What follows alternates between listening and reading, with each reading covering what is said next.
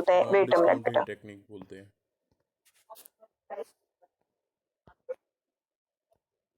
What the hell, मेरी mic खुला हुआ था।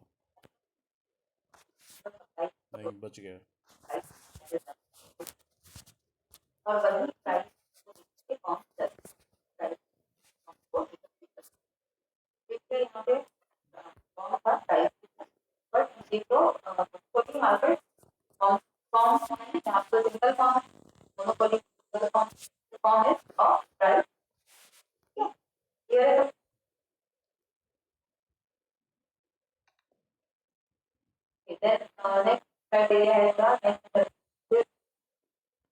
वेट अ मिनट बेटा।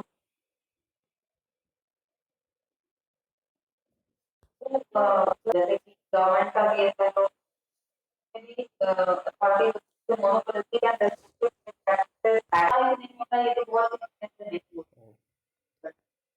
My voice is audible? Yes, ma'am. Yes, ma'am. Yes, ma'am. But there are provisions. Limit pricing वाला जो एक वो वहाँ पे है कि आप अगर अनफेयर होगी, आप अनफेयर वहाँ पे कैसे या अनफेयर प्राइसिंग करके और ज़्यादा बढ़ाना बहुत ज़्यादा कर रहे हैं, लेकिन फिर भी बेनिफिट तो उनको मिलते हैं तारा पांडे जो के पास मिक्सिंग चल रही है। बेनिफिट मिलता है।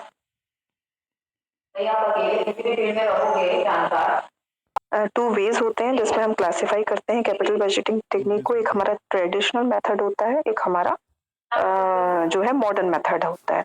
तो जो हमारा ट्रेडिशनल मेथड है वो हमारा नॉन डिस्काउंटिंग टेक्निक कहलाती है। जो ट्रेडिशनल मेथड है that is our non discounting technique, ठीक है। और जो मॉडर्न मेथड है मतलब डिस्काउंटिंग टेक्निक्स होता है। अब जो ट्रेडिशनल मेथड है उसमें दो वेज से हम कैलकुलेट करते हैं या देखते हैं कैपिटल बजटिंग।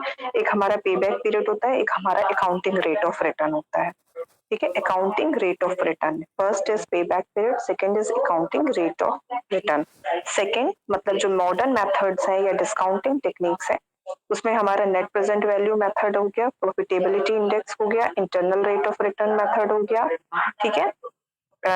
उसके बाद हो गया हमारा टर्मिनल वैल्यू मेथड हो गया और discounted pay back period method हो गया, ठीक है। ये हमारे सारे मॉडर्न मेथड है या मॉडर्न टेक्निक्स हैं कैपिटल बजटिंग की, ठीक है। कैपिटल बजटिंग टेक्निक्स को हमने टू पार्ट्स में डिवाइड किया, एक ट्रेडिशनल मेथड में और एक हमारा मॉडर्न मेथड में।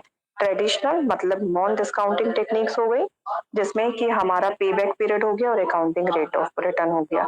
और जो हमारे मॉडर्न मेथड है दैट इज डिस्काउंटिंग टेक्निक्स, उसमें हमारा net present value, profitability index, internal rate of return, terminal value method और डिस्काउंटिंग पे बैक पीरियड मेथड हो गया। तो सबसे पहले हम पे बैक पीरियड मेथड देखेंगे।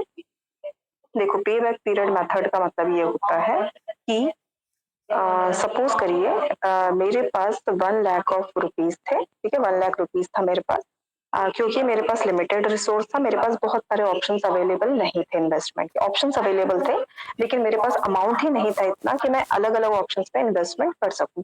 तो मैंने ये सोचा कि भाई मुझे एक ही जगह पर क्योंकि इन्वेस्टमेंट करना है तो मुझे तो बहुत सोच समझ के इन्वेस्टमेंट करना पड़ेगा और ऐसी जगह पर मैं इन्वेस्टमेंट करूं जहां पर मुझे अच्छा रेट ऑफ रिटर्न मिले, ठीक है। पे बैक पीरियड का मतलब सपोज मैंने 1 लाख रुपीज इन्वेस्ट किए थे, ठीक है। 1 लाख रुपीज सपोज मैंने इन्वेस्ट किए थे एक मशीनरी परचेज करने में, ठीक है। अब क्योंकि वो मशीनरी 1 लाख रुपीज की आई थी, अब मुझे ये देखना है कि उस मशीनरी से, ठीक है, उस मशीनरी से जो मुझे इनकम हो रहा है वो जो इनकम है वो कितने टाइम बाद 1 लाख रुपीज हो जाएगी। भाई मेरा जो प्रिंसिपल इन्वेस्टमेंट है या जो मेरा इनिशियल इन्वेस्टमेंट है वो इनिशियल इन्वेस्टमेंट मेरा कितने टाइम में रिटर्न होगा। भाई उस मशीनरी के थ्रू मुझे 5 इयर्स में 1 लाख रुपीज रिटर्न हो रहे हैं, 10 इयर्स में रिटर्न हो रहे हैं, 4 इयर्स में हो रहे हैं, 8 इयर्स में हो रहे हैं, ठीक है। तो ये जो पीरियड होता है दिस इज कॉल्ड पे बैक पीरियड। पे बैक पीरियड मतलब वो टाइम पीरियड जिसमें कि हमारा प्रिंसिपल अमाउंट जो है वो कितने टाइम में रिटर्न होगा। Okay, this is called payback period.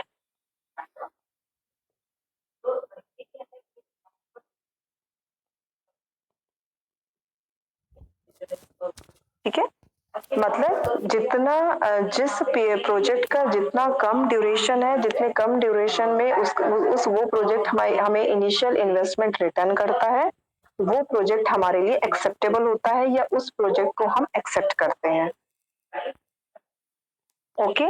और अगर बहुत लॉन्ग ड्यूरेशन है या ऐसा प्रोजेक्ट जिसमें बहुत लंबे टाइम बाद हमारा इनिशियल इन्वेस्टमेंट रिटर्न हो रहा है, तो ऐसे प्रोजेक्ट को हम रिजेक्ट करते हैं।